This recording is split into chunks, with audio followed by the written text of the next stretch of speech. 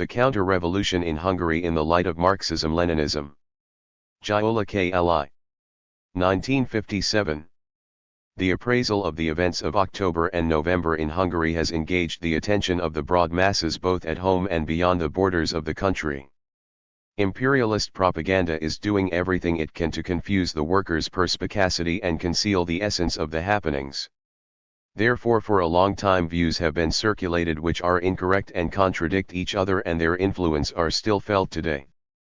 The appraisal of the counter-revolution in Hungary is a question of principle and practice of decisive importance, and the position one takes on it is in essence the touchstone of which side one is taking in the class struggle.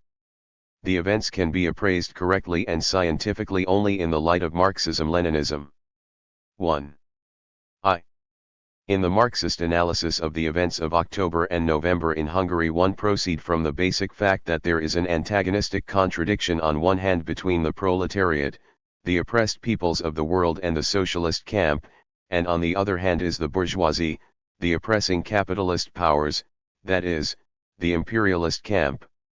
In autumn last year, Hungary became the focal point of these contradictions and became the theater of action of the worldwide class struggle between capitalism and socialism. The proletariat struggling to bring about a socialist social system necessarily meet with the resistance of the exploiting classes which have outlived themselves, both within their own country and beyond its borders. The bourgeoisie overthrown and expropriated by the working class, by virtue of their ideological influence, experience, the force of habit and other remaining sources of strength, represent a great force for a long time yet against the power of the working class. The strength of the internal counter-revolution is increased to a great extent by the multifold disruptive activities of international imperialism against the country's building socialism. These reactionary forces do everything they can during the period of socialist construction to regain their lost power, to restore the capitalist system. Naturally, it does not follow from this that the class struggle constantly sharpens under the conditions of the dictatorship of the proletariat. We know that in the period of the dictatorship of the proletariat the class struggle necessarily grows sharper during the liquidation of the exploiting classes, but this does not necessarily mean that it increasingly sharpens during the entire period of the building of socialism. This depends largely on the shaping of forces between the classes and the considered policy and tactics of the party. At the beginning of 1956, international imperialism, in order to counterbalance its defeats during recent years and to reduce the positive effect of the 20th Congress of the Communist Party of the Soviet Union, launched a comprehensive campaign against the socialist camp. It bent its efforts to tear away several people's democratic countries from the socialist world system, thus to weaken the communist movement and curb the national democratic movements which are strengthening throughout the world. In the course of this it began an intensified attack with the slogan to defeat the Stalinist Arachosist system against the People's Democratic Order of our fatherland. It increased its propaganda activity, and this was supplemented by the espionage and diversionist activity which was elevated in the USA to the level of official state policy. As to how much the counter-revolutionary forces supported by international imperialism can prevail in a given country depends on the policy of the revolutionary working class of that country. There is no class, said Lenin, which can overthrow us. The proletariat and the majority of the village poor are with us. No one can drive us to destruction, except our own mistakes. If is the root of the question. If our policy correctly expresses the objective requirements of social development, if the dictatorship of the proletariat is 2. Strong and growing stronger, if the party can win the confidence of the masses with its policy, if it recognizes and corrects in time the errors committed during the building of socialism, then the influence of the counter-revolutionary forces will be constantly less. The Hungarian Working People's Party, the Marxist-Leninist party of the Hungarian working class, placed on its agenda the most important task of social progress, the solution of the decisive questions of the nation. It led the working class to power and achieved very important results in the building of socialism. With this it won great prestige and confidence among the working masses and isolated the forces of reaction more and more.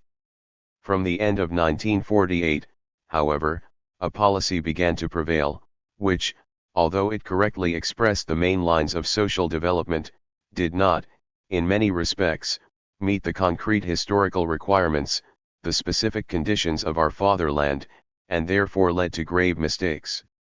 These mistakes reduced the great achievements of the people's democracy and at the same time served as the target of the attacks against the people's democracy by hostile elements. An indisputable result of our development is our industrial development, the production level of which surpassed the 1938 level more than 3 times. It is true that at the same time the resources of our national economy and particularly the resources of industry were engaged to a very considerable extent with preparation of the national defense. In the international situation of that time, one of the main characteristics of which was the Korean War and another the constant threats of the Americans with atomic weapons, the extensive development of our national defense was imperative, although this exceeded our strength to some extent. We also know that the large-scale industrialization was accompanied by other difficulties and afflictions as well. Considerable disproportions arose in our national economy, and one of the main shortcomings of our development was that in consequence of the foregoing, beside the excessive rate of industrialization, the rise in the living standard not only could not keep pace but even declined in 1951-52 and in the first half of 1953. One of the very great results of our development was that in the period mentioned the socialist sector of agriculture came into existence. We established a national network of agricultural machine stations, therefore we considerably advanced the mechanization of agriculture. It is true that this development was hampered by the excesses, compulsion, and the occasional use of force which were apparent in the cooperative farm development policy, which decreased the results and the value of the socialist development of the village. Despite this, a great achievement of our social development was the establishment and growth of the socialist sector of agriculture. The cooperative farm sector has ineradicably struck root in Hungarian agriculture. Not even the storm of the counter-revolution was able to uproot it. Tremendous are the achievements which we attained during the past period in cultural development, whether we examine the field of public education, book publishing, or the growth of our film art and cinema network. While in 1938 only 34,000 pupils completed the 8th form of primary school, in 1955 there were 98,000 pupils in the 8th form of primary school. The number of college and university students rose from 11,700 in 1938 to nearly 31,000 in 1955-56. The growth of book publishing is also worth noting. In comparison to 8,150 books published in 1938, in 1955 it was 17,500. The number of cinemagoers increased from 18.5 million in 1935 to 116 million by the end of 1955. During this period the number of cinemas nearly doubled. Our results are very great in the development of social insurance. In the first half of 1953, as compared to 1949, the real wages of the industrial workers was 8.6% lower, but this too was substantially higher than the 1938 standard of living. The internal antagonisms of capitalist society are irreconcilable, stemming from the essence of the capitalist system, therefore they are inevitable and unavoidably give birth to shocks and crises. The situation is different in the socialist society or the society building socialism. The faults arising in the social life of our country during the building of socialism were not a consequence of the economic and social basis of our system, but were antagonistic to it. They hampered and weakened the development of our creative work. They arose from the fact that we did not recognize correctly the objective social processes. In our practice we violated the teachings of Marxism-Leninism. Our party, like all Marxist-Leninist parties, possessed the ability to rectify with a correct policy the errors made in the course of building socialism, not without conflicts, but peacefully. In June 1953 the party revealed the gravest errors and on the whole correctly determined the source of the errors too, the mistakes committed in agricultural policy, the violation of the Leninist principles of party leadership, the cult of the individual and the violation of law. Yet the June 1953 resolution did not bring about a radical change in the practical correction of the mistakes. It did not become a starting point for the strengthening of the dictatorship of the proletariat. In June 1953 Imre Nagy became the leader of the country, who already at that time had shaken the confidence, especially of the intelligentsia and the working peasantry, in the party. A right-wing group began to form around Imre Nagy. In their opportunism petty bourgeois influences were reflected, diverging more and more from the path of representing the proletarian class interests. They openly oriented towards the middle sections of the population and embarked on the road of weakening the dictatorship of the proletariat and abandoning the building of socialism. The roots of this tendency reach back to Imre Nagy's opportunist views, which he admitted earlier. At that time these opportunist views became apparent in connection with one of the most decisive questions of our development, the perspectives of Hungarian agriculture. According to Imre Nagy, the path of progress in agriculture should not be towards the establishment of collective farms, but towards increasing the economic strength and productive capacity of the small commodity-producing sections. According to him, with the exception of the kulak capitalist farms, the cooperative and non-cooperative farms also develop democratically towards socialism. For this reason, according to Imre Nagy, in the period of building socialism the collectivization of agriculture is not a main, but only an auxiliary task, with which the flourishing small and middle peasant farms are to be supplemented. In 1949 Imre Nagy himself seemingly repudiated these opportunist views, the central, the decisive question, around which my errors are grouped. 4. And which constitutes the essence of my rightist opportunist deviation, he said at the September 1949 session of the Central Committee, is, what direction Hungarian agriculture should take, which way should it develop. I objectively arrived at the theoretical standpoint of the small commodity-producing peasant farm based on private ownership. All my other erroneous standpoints or views may in essence be traced back to this fundamentally opportunist theoretical basis, that is, in place of socialist, collective, large-scale farming, in the last analysis the direction is toward individual small peasant farming, which as we know, engenders capitalist farming. Following 1953, at the time of his term as chairman of the Council of Ministers, under the pretext of rectifying the mistakes, he again revived his incorrect, anti-Marxist views on the socialist reorganization of agriculture to which he had subscribed earlier and seemingly repudiated in 1949.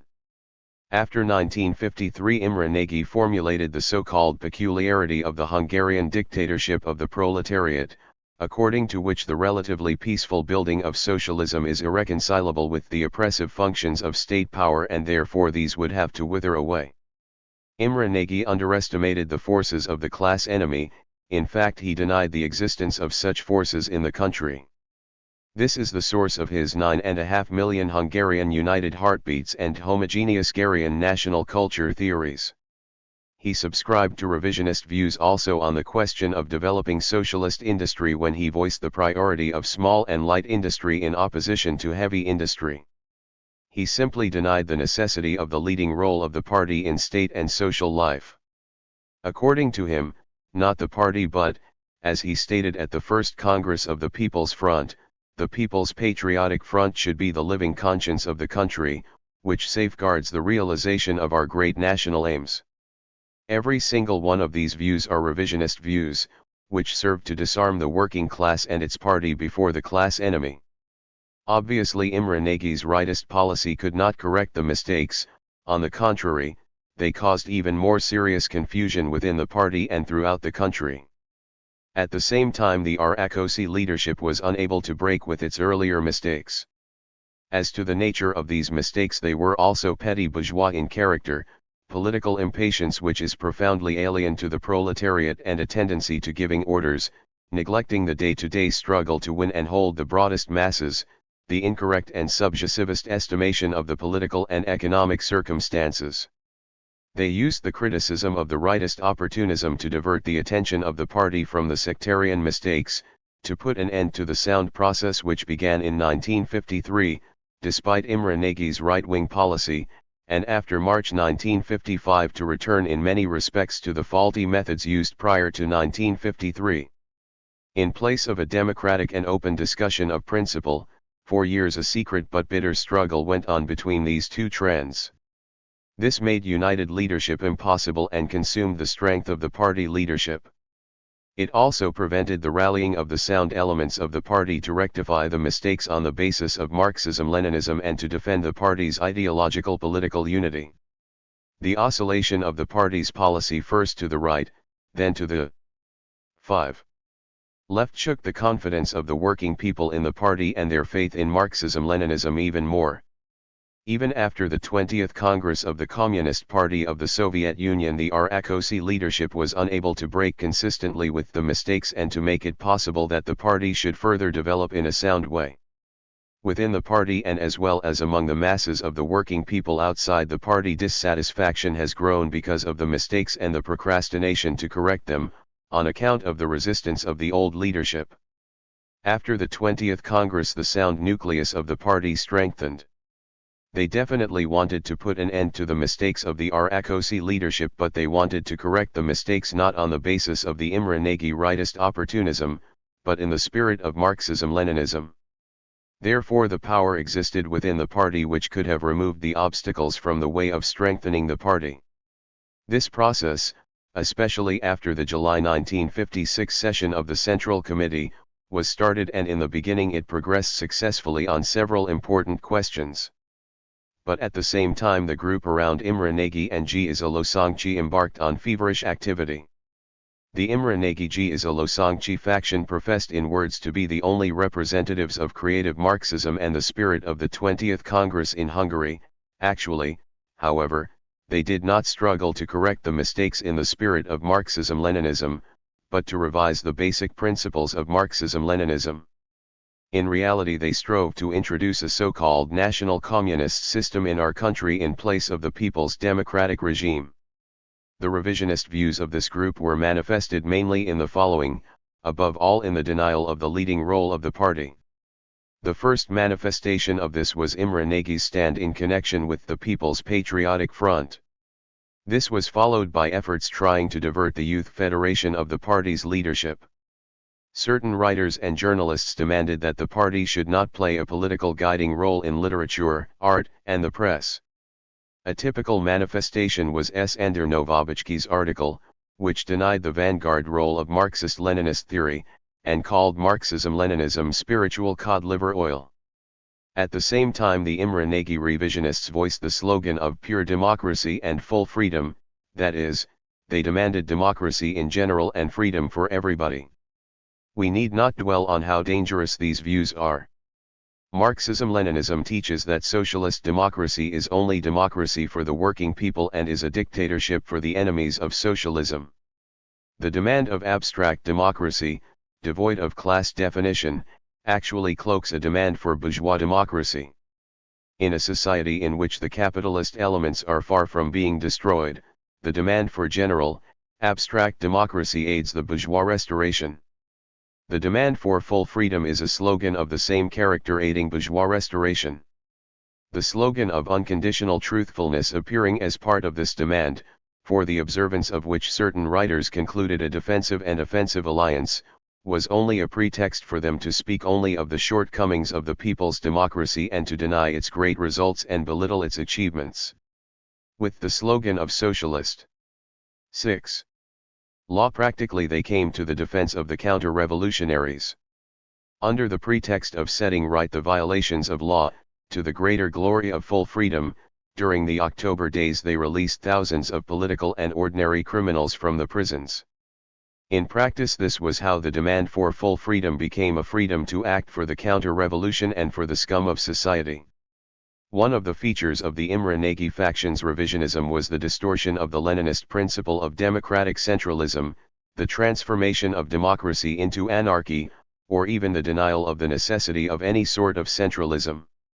Under the pretext of liberalizing party life they denied the necessity of party discipline, they demanded freedom for factions and wanted to transform the party into a shapeless debating body. The hostile campaign to ridicule and discredit party and state functionaries was part of the attack against centralism. The action of the group against centralism was manifested in the attacks against centralist planned economy, which loosened planned discipline and caused tremendous harm to the national economy. Prominent among the revisionist views of the Imre Nagy faction was the discarding of the principle of proletarian internationalism and its replacement with nationalism. Under the pretext of fostering the national traditions, they dished up first and foremost the bourgeois traditions. With the slogan of the special Hungarian way to socialism, they actually denied the general validity of the teachings of Marxism-Leninism on the building of socialism. They rejected to adopt the valuable experiences of the Soviet Union and the people's democracies, and this has found a fitting place side by side with their adoration of the capitalist West.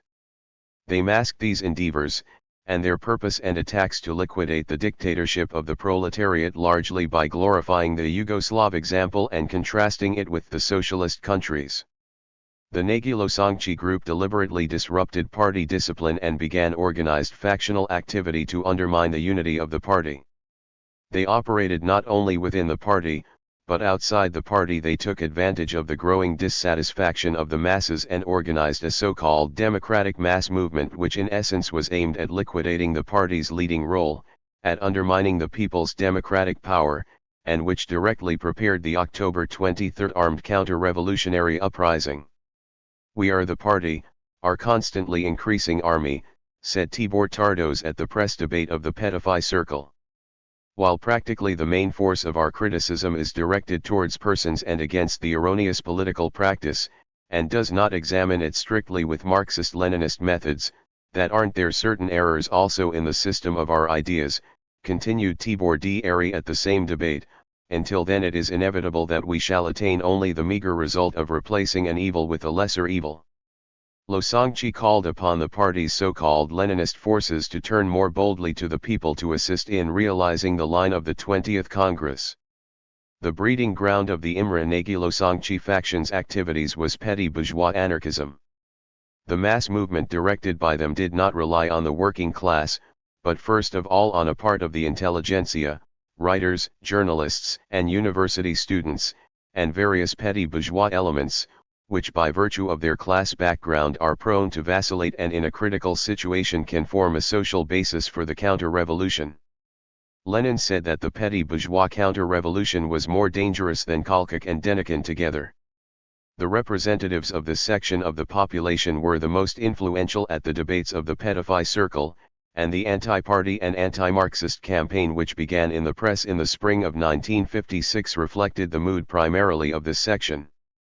The Nagy-Losonczy faction made it a rule in the press and radio to strike a demagogic, criticizing tone, to magnify the mistakes, to belittle the results, to display mistrust towards the Soviet Union and the people's democracies, unconditional admiration for the capitalist countries and doubt in the principles of Marxism-Leninism.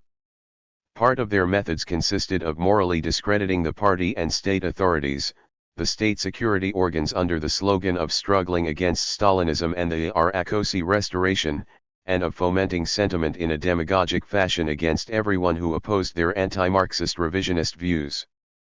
And the party and state organs did not struggle consistently against either the hostile, bourgeois views or their disseminators. The dictatorship of the proletariat was distorted in this respect too. The Western imperialist circles completely approved and supported the activities of the Nagy-Losonczy faction. The imperialist propaganda organs themselves, Radio Free Europe, the Voice of America and other hostile radio stations, practically spoke like those belonging to the Nagy-Losonczy faction. They struck an attitude of being adherents to socialism and were only striving to correct the mistakes. Actually, however, with their slogan of struggling against the Stalinist Rakosiist system, they were endeavoring to discredit and disrupt the institutions of our people's democratic society, the party, the state, the mass organizations and socialist ideology, and at the same time gradually to restore the capitalist system and tear our fatherland away from the socialist camp. They bent their efforts to make extensive use of existing mistakes and rally to their support the backward elements of certain classes and sections of the population and forge them into a united camp against Stalinism. The Western reactionary circles led by American imperialism made extensive use of the opposition movement within the country to achieve their aims. In fact, they built their plans largely on the successes of the opposition movement. The liberalization proclaimed by the anti-party faction, which gradually loosened the people's democratic system, and National Communism, which represented a gradual departure from the socialist camp, were in conformity with the conception of the imperialists that socialism would have to be overthrown in 2 stages. Our immediate goal is to loosen up the Soviet bloc, they said. The best we can possibly hope for in satellite Europe is nothing other than the birth of new forms within Marxism. In this territory it must constantly be stressed that there are circumstances when this pays off. The noted American journalist, Walter Lippmann, even defined the tactical line of the imperialists: we have every reason to believe 8. That the liberation of the satellites will have 2 stages. The first stage is Titoism, that is, national freedom, which is not anti-communist and which will remain in the Soviet sphere of military and political influence. The second stage is complete freedom, with regard to domestic and foreign policy. The opinion of the dissident Hungarians was in complete harmony with this.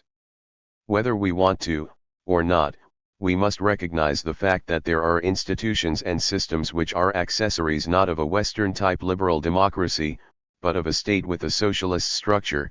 The emigration can only interfere in the home events and become an assistance to the democratic transformation if it raises feasible demands in every stage of development, wrote Gyula K in the periodical El Attihad Ar in the summer of 1956.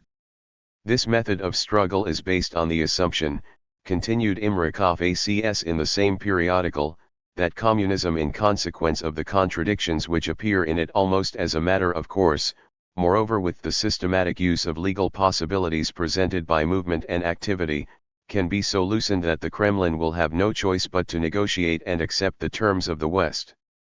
Ferenc Nagy concluded this thought thus: the spiritual freedom movement at this moment is still led by Communist Party members. They are still demanding greater freedom within the party for the time being. Regarding to changes of personalities, this demand is still manifested only in the fact that they want to replace one communist with another. It causes us no anxiety that the struggle today is still led by Communist Party members.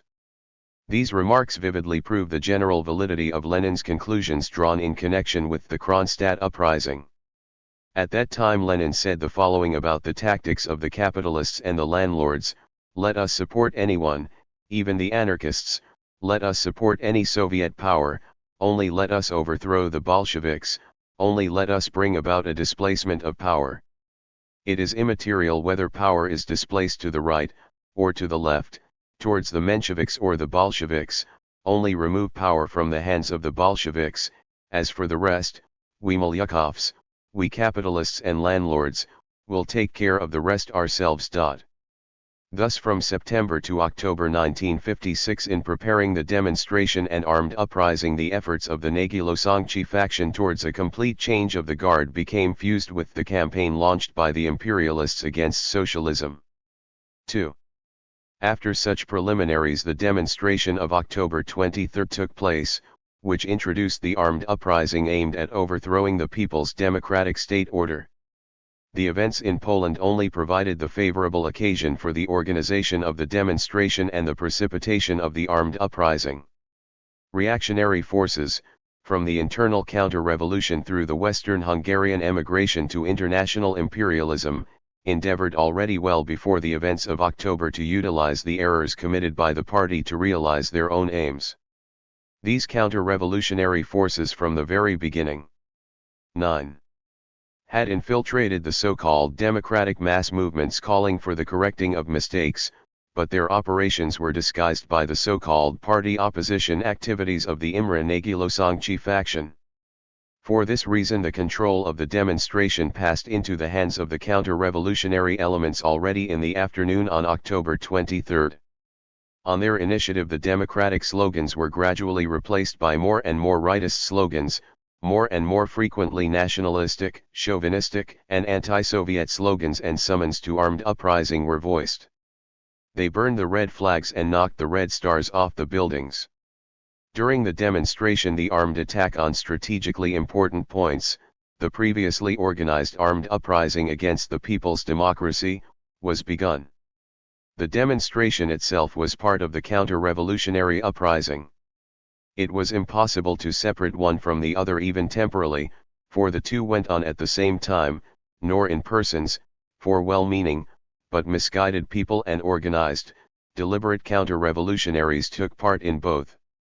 But no distinction could be made between them regarding their essence either, because the demonstration prepared the counter-revolutionary uprising, even if they voiced democratic slogans. From the very beginning there were anti-party and anti-government slogans too, but, apart from this, even the truly democratic demands objectively served the bourgeois counter-revolution, because the majority of these demands rested not on the soil of socialist democracy but some sort of general, superclass democracy, and there was not a single slogan which demanded the defense and strengthening of the dictatorship of the proletariat. On the whole, therefore, these slogans expressed the demand to revert to bourgeois democracy. However slight, or insignificant, let us say, the displacement of power would have been in the beginning, Lenin said of the Kronstadt uprising, which the Kronstadt sailors and workers approved, they wanted to correct the Bolsheviks on the question of freedom of trade, therefore apparently no great displacement was involved, apparently the very same slogans were voiced, Soviet power, with insignificant modifications, or only an improved version, but in reality the non-party elements here only served as a springboard, a step, or a bridge for the White Guardists. This is unavoidable politically. We saw in the Russian Revolution the petty bourgeois, anarchist elements.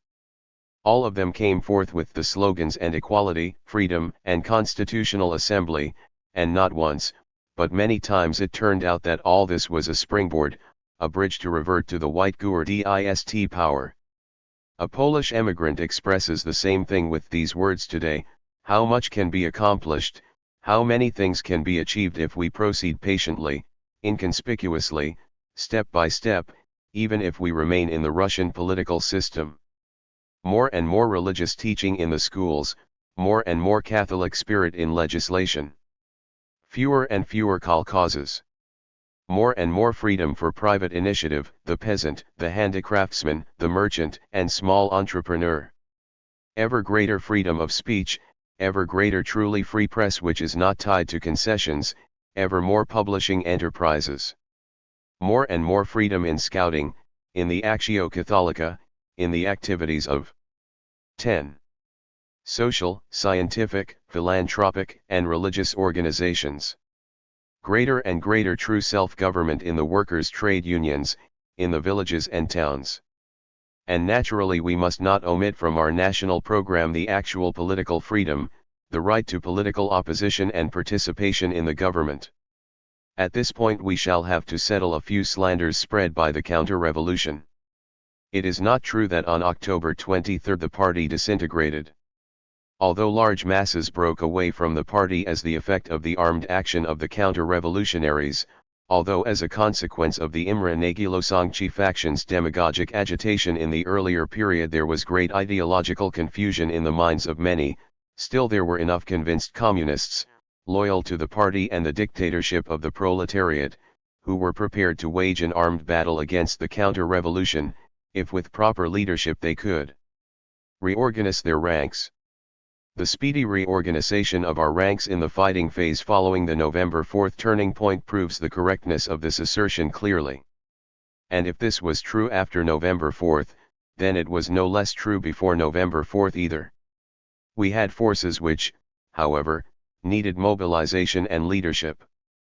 The party leadership made attempts to arm the Budapest workers and crush the counter-revolution.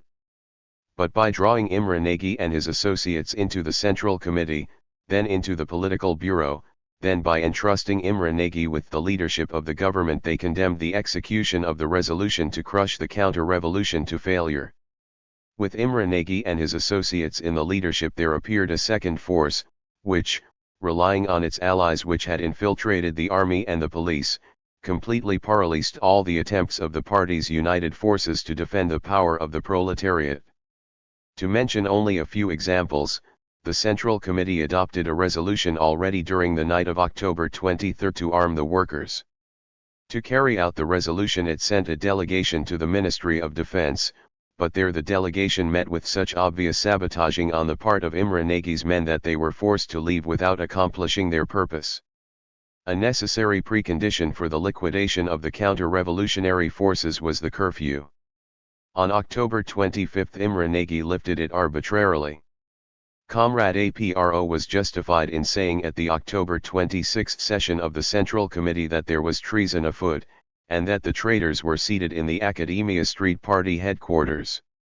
The military plan to wipe out the Corvin Chaos counter-revolutionary concentration point was approved at first by Imre Nagy, but on the morning of October 28, at 5:30 in the morning, a half hour before the attack was to be launched, he notified Comrade APRO by telephone that if the attack is begun he will resign.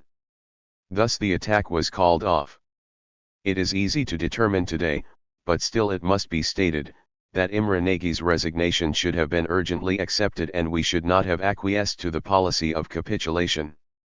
Almost from the first minute of the uprising Imre Nagy did the opposite of what a true communist would have done in his place. He defended the counter-revolutionaries and armed them, against the Hungarian troops loyal to 11. The government and the Soviet troops providing fraternal assistance. From the inside together with his associates he sabotaged the liquidation of the counter-revolution. The Imre Nagy faction, at the same time when it assumed a decisive role in the leadership of the party and the government, was in close contact with the armed counter-revolutionaries and made open concessions to them.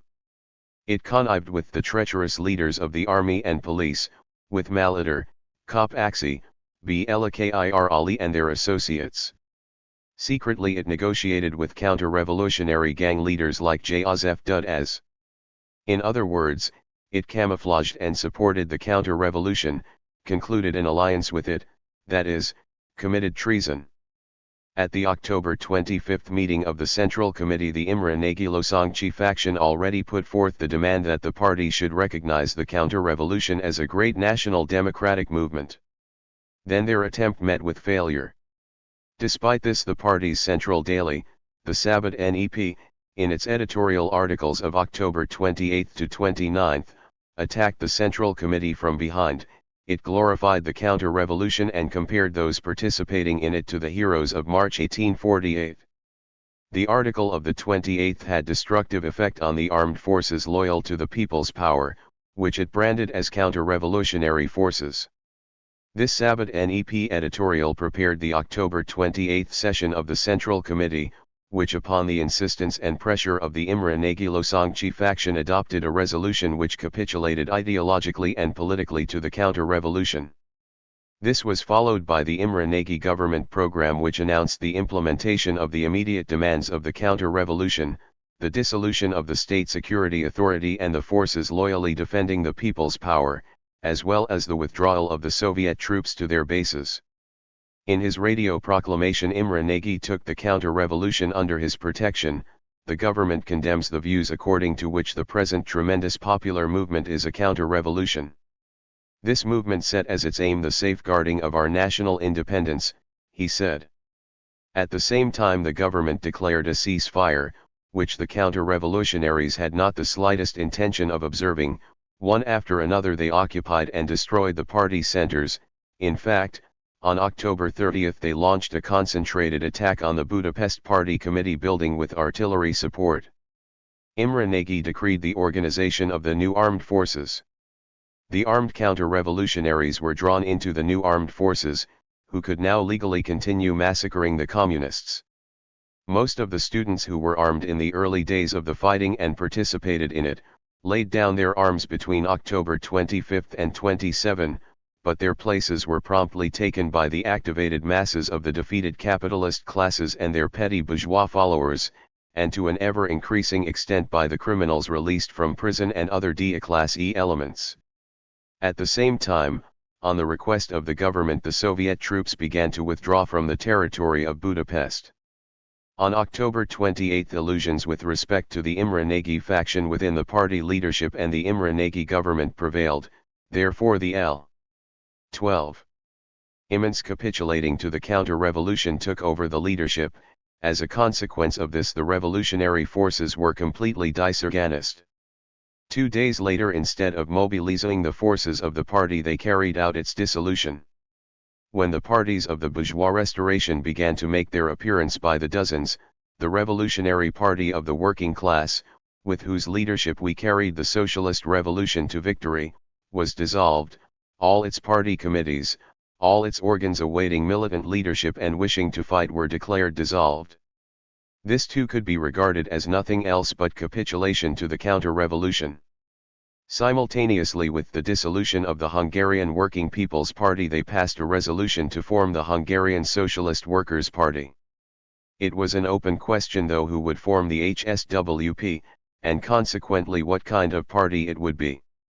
The dissolution of the HWPP was carried out by those belonging to the Imre Nagy faction. The very same persons wanted to bring about a revisionist party in the form of the HSWP. In some places their groups had already begun, before the dissolution of the HWPP, to form a so-called National Communist Party, the continuation of which was halted only after the dissolution of the HWPP, for they were confident that the HSWP would be such a National Communist Party anyway. Before November 4 it was not yet a decided issue whether the HSWP would be a Marxist-Leninist, or a revisionist party, but the relations of forces were indicated by the fact that the party's first leadership, with the exception of Comrade K and AR, consisted of members of the Imre Nagy faction. 2 days later, on November 2, the government was reshaped, which in the meantime had been altered several times, and with each change it went more and more to the right. In its last constitution the government had not a single communist member. Comrade K and AR's name was listed as a member of government, but prior to it he and Comrade Emunik had already left the parliament building and had begun to organize the workers' and peasants' government. In the November 2 government there were 3 revisionist pseudo-communists, Imre Nagy as Prime Minister, Losonczy as Minister of State and Malitter as Minister of Defense. The remaining 8 members were of the Smallholders' Party, the right-wing Social Democrats, or the former right-wing Peasant Party. By this time, when meanwhile the various bourgeois parties and groups were springing up like mushrooms, the Social Democratic and Independent Smallholders' parties were reorganized, entirely with right-wing leaders. The Hungarian Life Party and the notorious Barankovics Democratic People's Party and several other fascist parties also made their appearance. These parties, each and every one of them, were parties of the bourgeois restoration. They united in their struggle to overthrow the dictatorship of the proletariat and began to squabble over the division of the spoils of power which they felt to be within their grasp. The right-wing Social Democrats demanded that the communist leaders be called to account, and with this they also contributed their obol to the bloody altar of the White Terror. The notorious Democratic People's Party demanded 13. That the state sector be reduced and that compensation be paid to the former factory owners and landlords. The counter-revolutionary group which called itself the Revolutionary Party of the Hungarian Youth demanded that Mindszenty should be the country's prime minister. The other parties also put forward similar demands. One of the foremost tasks of Imre Nagy was to pass into the hands of these parties the material assets of the HWPP at their demand, in order to be assured of the counter-revolutionary party's goodwill. The cabinet meeting of November 2 decided that the financial assets of the HWPP deposited with the National Bank shall be declared by the cabinet as the property of the government. The cabinet would decide on this day yet through division among the coalition parties on its use. The party's press and publishing enterprise were confiscated and given to the Petify Circle. At the same time Imre Nagy immediately obtained a printing press, a paper and publisher for the right-wing Social Democratic Party. The building of socialism can be done also with a multi-party system in certain circumstances. This is proved by the Chinese and Polish examples. But in our country they demanded and brought about a multi-party system when a counter-revolutionary attack took place against the people's democracy, when the counter-revolution incited a pogrom atmosphere against the Communist Party. They demanded this because it was also a part of the counter-revolutionary attack. It was amidst such circumstances and with such an aim that the formation of the bourgeois parties took place after October 23, which the Imre Nagy government freely permitted, and with this it paved the way for eclipsing and eventually liquidating the Communist Party. The counter-revolution launched an attack against the People's Democratic Parliament and demanded its liquidation. This was the purpose of its demand of free elections, and particularly under the supervision of the UN, that is, under the supervision of the Western imperialists, which was also accepted by the Imre Nagy Losangchi faction. Naturally, the extension of socialist democracy was not the aim here either, on the contrary, its complete liquidation, a type of democracy was envisaged which, following the armed putsch, would have provided some sort of parliamentary or legal form for the liquidation of the dictatorship of the proletariat and the restoration of capitalism. In other words, such a kind of democracy was wanted which would have restored the dictatorship of the bourgeois. Does anyone believe that socialism can be built with the leaders of a parliament in which a reactionary smallholders party, an even more reactionary minds anti-Christian party and a bitterly anti-communist right-wing social democratic party hold a majority? Or can anyone doubt that when power goes into the hands of the various representatives of the bourgeois restoration, and the party of the working class is dissolved, that the new elections can be won amidst the ideological confusion, under the leadership or with the collaboration of the Imre Nagy elements, in the face of the White Terror, by the HSWP organizing in illegality? Surely nobody in his right mind would dare to assert such a thing. After the counter-revolution had obtained decisive influence for itself in the 14. government and had taken the control of the armed forces, after local power had been taken over by counter-revolutionary national committees, revolutionary councils, the mass arrests of communists was begun. In Budapest there were 1,400 communists under arrest on November 3 and the number of communists under arrest in the provinces was even greater. The execution of many of them was set for November 5 and 6. On November 6 they wanted to stage a great provocative funeral in the VRMO for the fallen insurrectionists, and after that, on the basis of prepared lists of names, they wanted to execute several thousand still not arrested communists. Similar bloodbaths were planned in the provincial towns and villages too.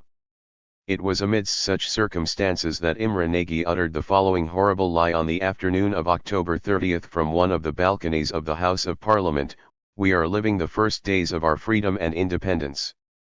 In reality we were then living the first days of the overthrow of the dictatorship of the proletariat, our real lost national independence. The shape of things indicated that the liquidation of the dictatorship of the proletariat in our fatherland was becoming an accomplished fact, and fascism would again come to power. The dictatorship of the proletariat could not even be followed by a bourgeois democracy, only fascism.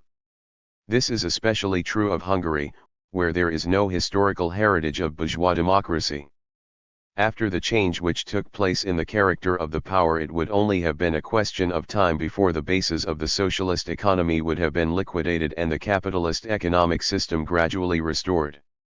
Let us see what was the opinion of Imre Nagy's namesake, the other traitor Ferenc Nagy, regarding this question. Under the given conditions he is the most suitable person, he said in one of his statements. He is doing Hungary a great service during this transitional period, until they reach a final solution of the Hungarian question. If the other parties are returned to the government, the leadership will remain at first in the hands of the communists. Step by step, however, it may go over into democratic hands. Most certainly Nagy can play a role, and he was given a mandate by the non-communist members of the government for it. He is more suitable than they to negotiate with the Russians to achieve their withdrawal. The Western imperialists knew well that so long as Soviet troops remained on Hungarian territory the counter-revolution could hardly win. Imre Nagy, complying with the urgings of the imperialists, therefore demanded the immediate withdrawal of the Soviet troops defending the people's democracy, and the intervention of the UN troops. This was why Imre Nagy's government declared, unlawfully, that our country could withdraw from the Warsaw Treaty and declare itself a neutral country. The Warsaw Treaty is a protective alliance of the countries building socialism against an imperialist attack. Withdrawal from it, which is tantamount to breaking away from the socialist camp, would have turned our country into the free prey of the imp. 15. Realists, and would have provided for them a possibility for armed interference in the affairs of our country at a time favorable to them, and turn our country into the hotbed of a new world war. Apart from this, the counter-revolutionaries together with the Imre Nagy Losangi faction wanted this interference most urgently. It is an ineradicable shame that in those days when the counter-revolution massacred with bestial cruelty such comrades as Imre Mayo, J. Asaf Kalamayar, K. Alman Turner and J. Anasas Talos, and when Mainz Zenti, Prince Esterhazy, Count Takach Tolva, and the other representatives of the old regime were ready to spring again to hold the knives of the oppressors to the throats of the Hungarian working people, when in Gyula or a counter-revolutionary provincial government had been formed to open the way for the fascist armed forces streaming in from Austria and to occupy the country with them, so that at a command from the west they could possibly tear the country into two. There were traitors in the party who undertook to perform even the most shameful roles. The November 2nd cabinet meeting decided to send 2 delegations abroad. They wanted to send one of them to London and New York under the leadership of Imre Nagy, in order to request the aid of the Western powers and UN to oppress the Hungarian working people. The other, headed by Gyula Losangi, would have gone to Warsaw in order to cancel the Warsaw Treaty arbitrarily and demand that the Soviet troops be withdrawn from the country for good. The November 4th appeal to fight against the Soviet armed forces was only the continuation and culmination of the Imre Nagy government's treacherous policy. As we have seen, Imre Nagy and his faction degenerated from opportunists to revisionists, to renegades, to traitors, and then to counter-revolutionaries. Throughout a long period they deliberately and systematically disorganized the party, the organizations and institutions of the dictatorship of the proletariat and undermined confidence in socialist ideology. In 1956 they deliberately and systematically prepared to overthrow the system of the dictatorship of the proletariat. They organized a political army, in complete harmony with the Western imperialists and the internal counter-revolutionary forces. They worked out the strategy and tactics to overthrow the system, and one after the other they organized campaigns against the party and the people's democratic system. In summer 1956 they embarked on the organization of political mass demonstrations, and on October 23 they made their charge to overthrow power. Imre Nagy passed himself off as a communist, and that was why he could become the head of the government during the night from October 23 to 24. At first he voted to have the Soviet troops called in and he proclaimed martial law. Then when his position of power strengthened temporarily he promptly did the opposite. Therefore he deliberately aspired to power so that once it was in his hands he could use it to betray the dictatorship of the proletariat. It is not true that Imre Nagy and his faction were drawn by the events, thrust into the counter-revolution.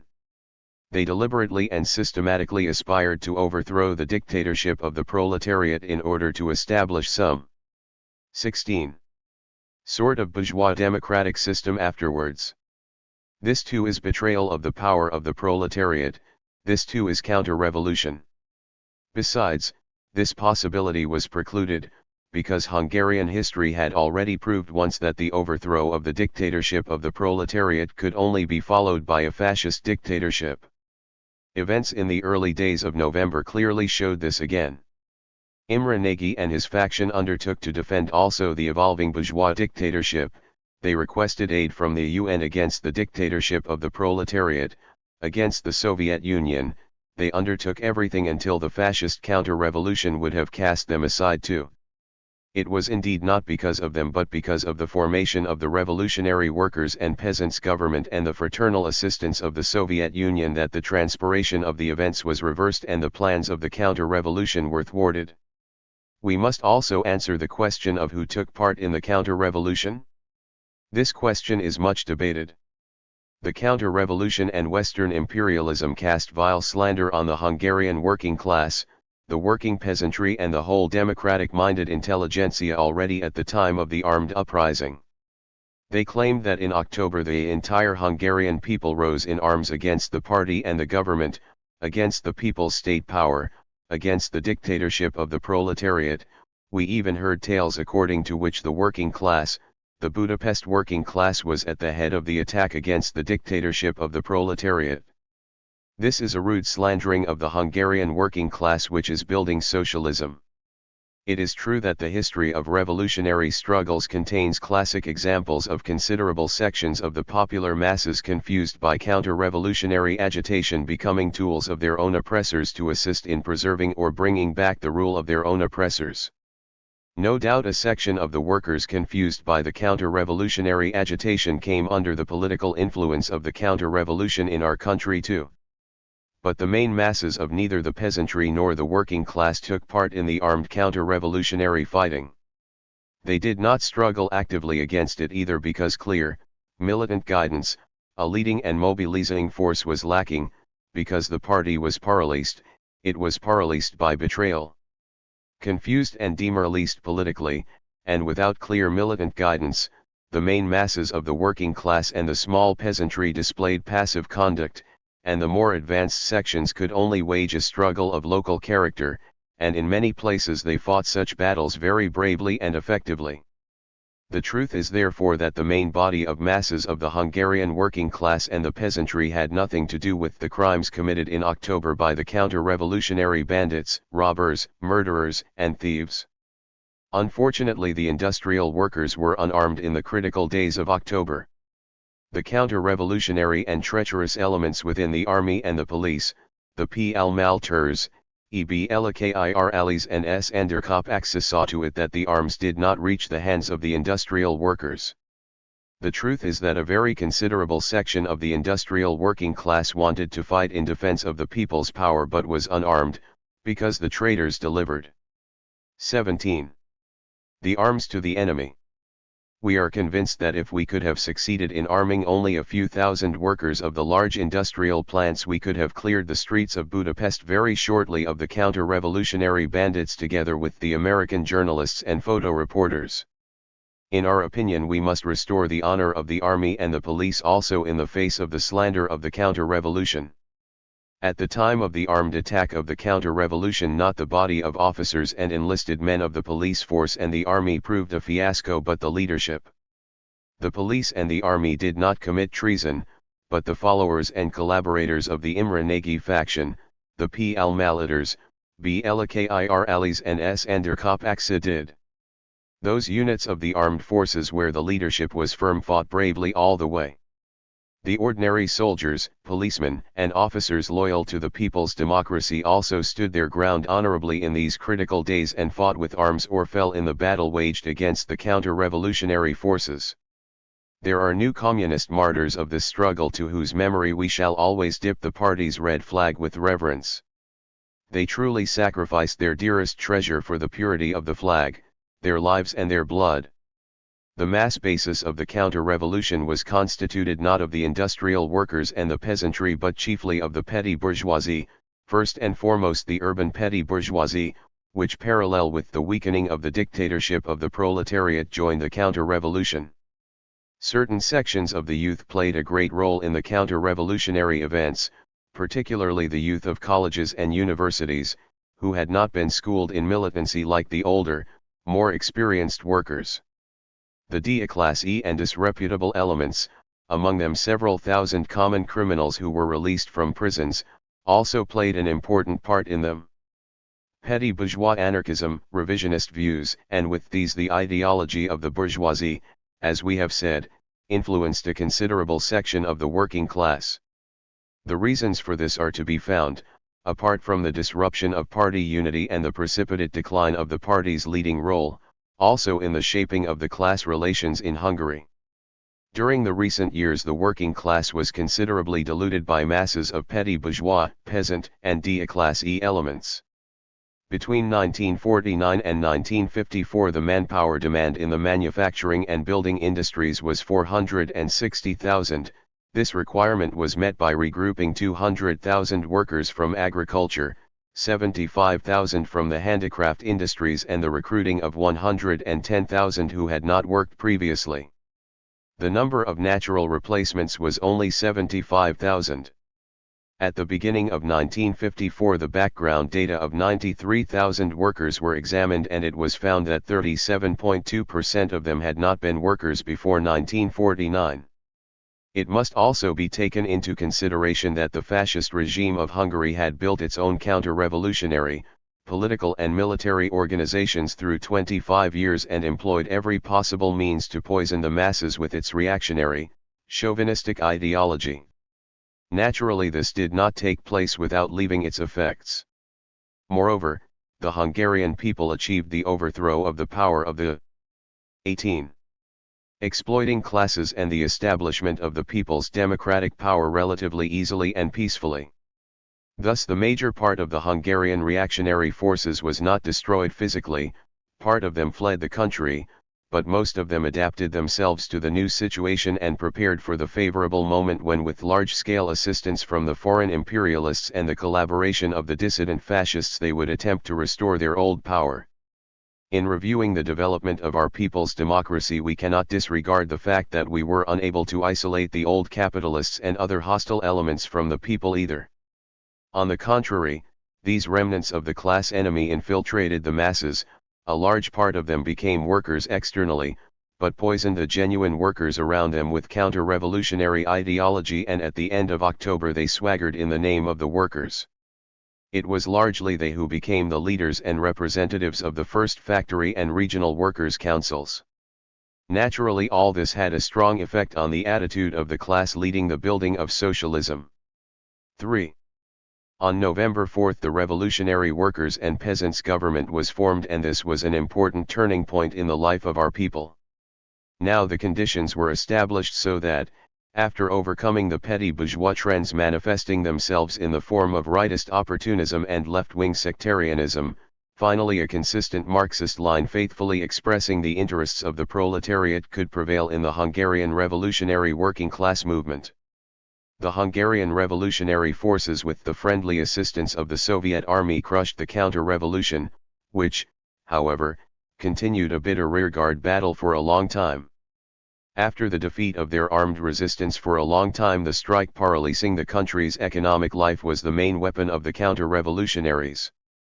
The workers' councils, elected in an anti-democratic fashion of mostly anti-popular and counter-revolutionary elements at the time of the counter-revolution, and chiefly the so-called Budapest Central Workers' Council, succeeded for a long time, often only after the application of armed threats and force, in restraining the workers from resuming production.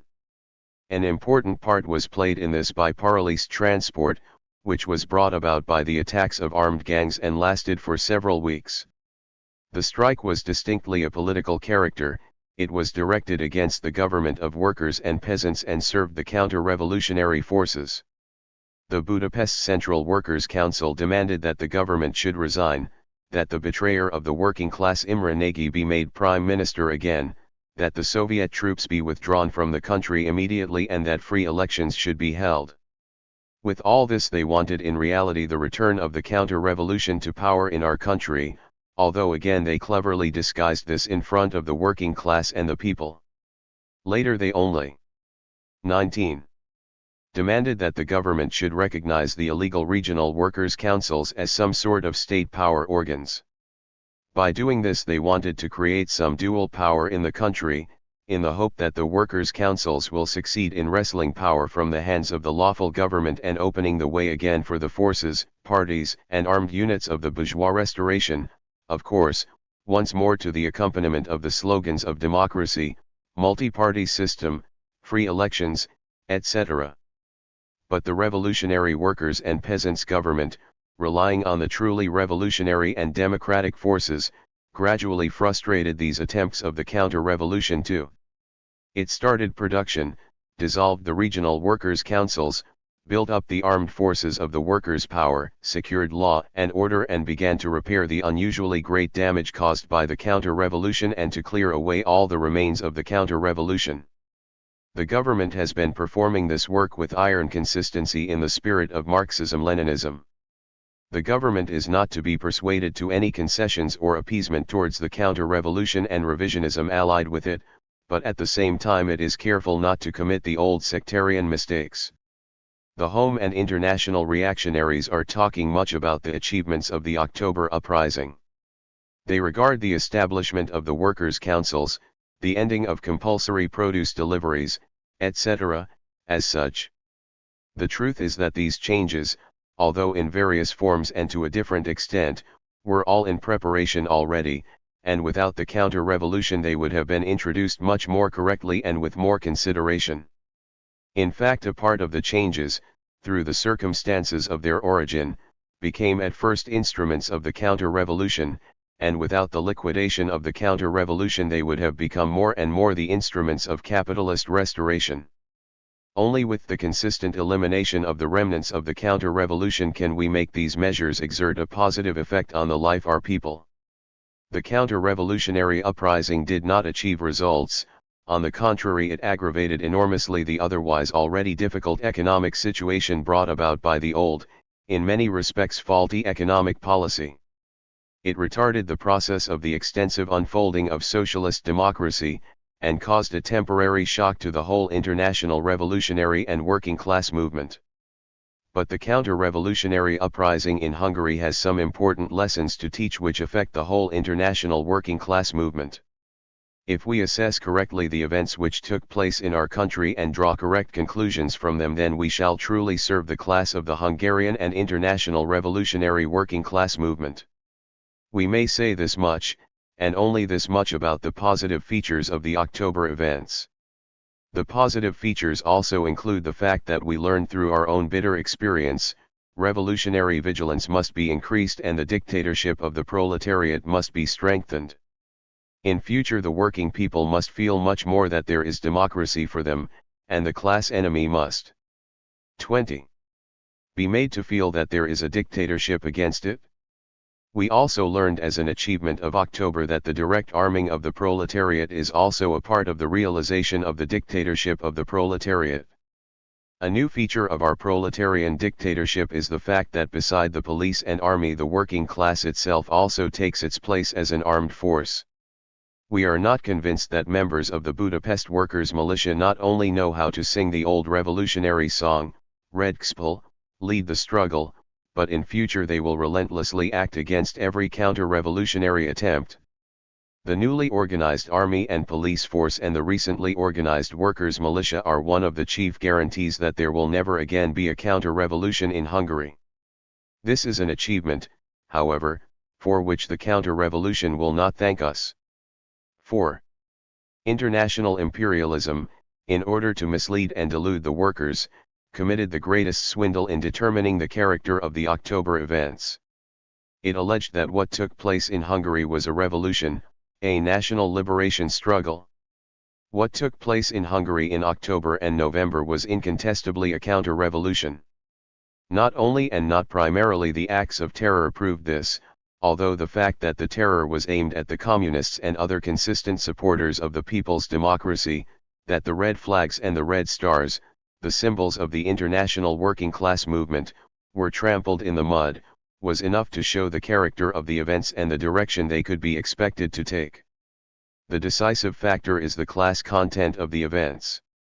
The revolution is the great social change which is prepared by the development of the productive forces, and in which the oppressed class representing social progress overthrows the power of the old ruling class and radically changes relations of production and the social order based on them. The socialist revolution places power into the hands of the proletariat, but the counter-revolution puts the bourgeois into power. Last autumn the latter process took place in our country. With the assistance of the revisionist traders, the members of the former ruling class, the former factory owners, landlords, bankers, army officers, gendarmes, aerocross fascists, and various disreputable elements and adventurers made their appearance everywhere, and in many places they assumed control. Those who wished to defend the counter-revolution even concocted a complicated theory according to which the October armed uprising was actually the second stage of the socialist revolution occurring in our country, that is, revolution within the revolution, and this was made necessary by the bureaucratism of the state and party leadership before October. This is essentially the position of Comrade Cardinal J2. But in our country there was a people's democratic system before October 2, which is a specific form of the dictatorship of the proletariat, even if in many respects in our country the dictatorship of the proletariat was distorted. But errors cannot be rectified with an armed 21. Uprising. The armed uprising is the means employed by one class to overthrow the rule of another and obtain power, for itself. An armed uprising against the dictatorship of the proletariat can necessarily be nothing other than counter-revolution, which was extolled to the skies by all international reaction. The armed struggle of October in Hungary was not a second stage of the socialist revolution, but the first stage of the bourgeois restoration. None of this is changed by the fact that the counter-revolution employed democratic slogans to disguise its aims. The character of the events should be judged not on the basis of the slogans but of the acts of those participating in them. The armed uprising did not want to democratize the people's democratic system, it wanted to overthrow it and replace it with a bourgeois system. The French newspaper Le Monde, which can hardly be accused of sympathizing with the people's democracies, wrote the following in an article on October 27, "It is becoming more and more apparent that the rebels are fighting not against the way the system functions but against the system itself." But in the November 1 issue the following could be quoted from its October 31 report. By the time dusk, masked by the smoke of the battles, descended on Budapest, it was clear to everyone that the people's democracy was no more. It was really not their fault that it did not happen this way. The counter-revolution also voiced national slogans, but the character of the events did not in any way become national.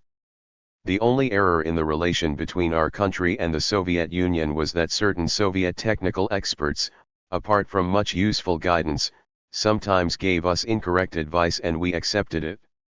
Our state and party organs committed even greater mistakes when, despite warnings by the Soviet comrades, they uncritically copied the Soviet model and slavishly imitated the Soviet methods which had evolved amidst completely different circumstances. Despite this, the relationship which had arisen between our country and the Soviet Union following Hungary's liberation, was a relationship of a new quality between socialist countries. This was one of the sources and conditions for the great results we achieved in the building of socialism. The economic agreements concluded with the Soviet Union were especially advantageous for our country. The real truth is that the Soviet Union provided far-reaching support for the people's democratic countries, including Hungary, to the prejudice of her own immediate interests. The most recent shining proof of this was the aid extended in crushing the counter-revolution, when Soviet soldiers again shed their blood for genuine freedom of the Hungarian people, and beyond this the great economic assistance which the agreements concluded on the occasion of the Moscow talks will provide us. The deeds of the counter-revolution did not serve but betrayed the true interests of the nation. By breaking away from the socialist camp and relying on the imperialists, they did not safeguard, but sold out the country's independence and freedom. The interference of the UN would have placed our country into a state of dependence on the imperialists for a long time.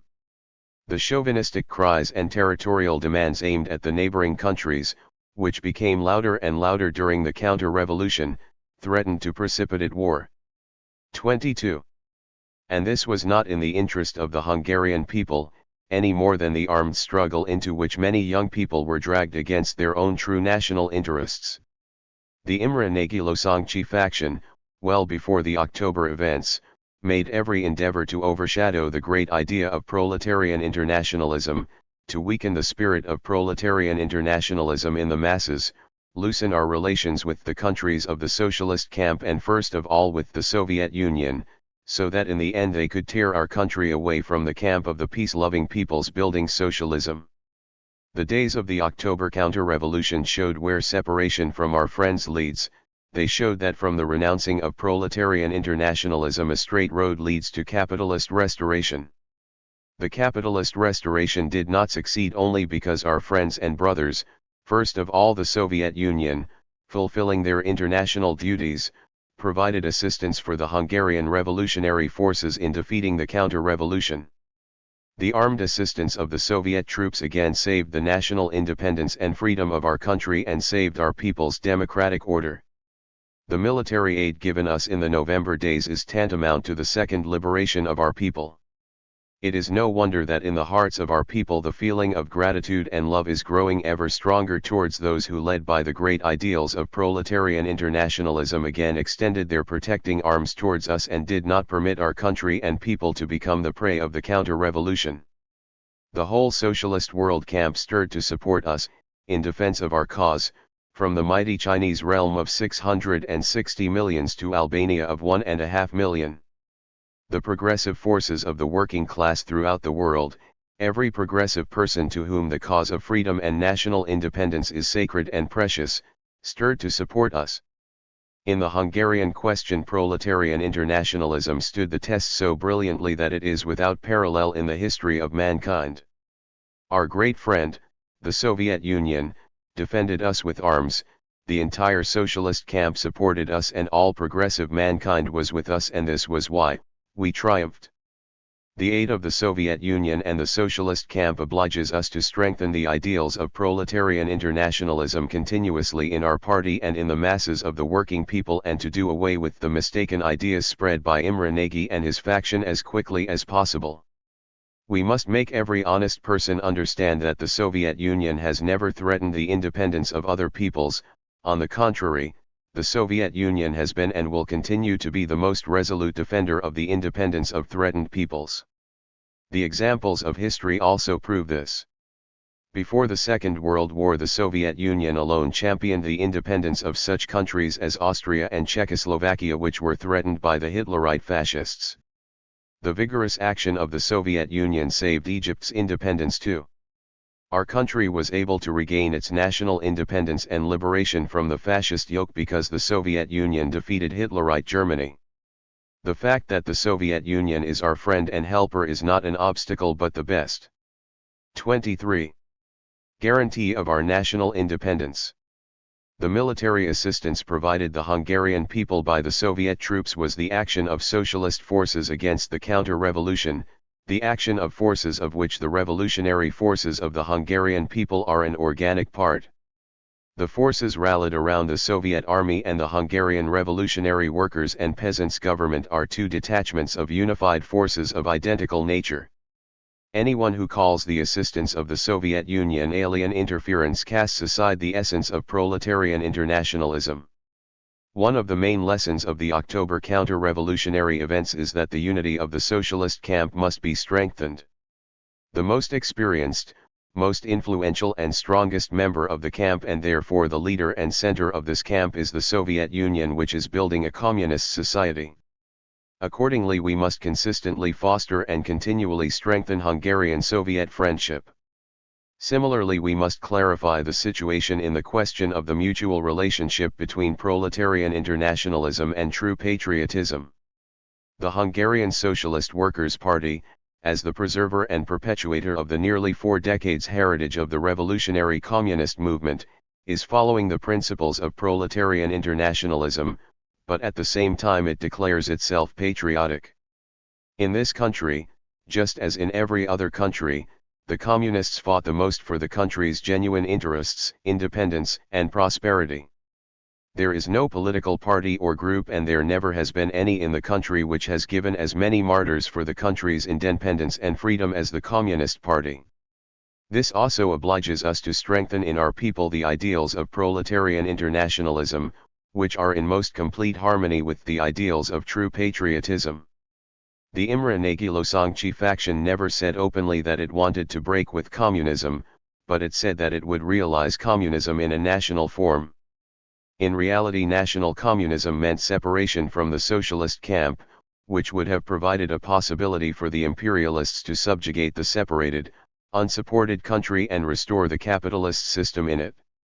The October events proved that national communism is a fig leaf which disguises counter-revolutionary terror, just as, for example, in 1933, when the Hitlerites' National Socialism masked for a time the essence of fascism assuming power.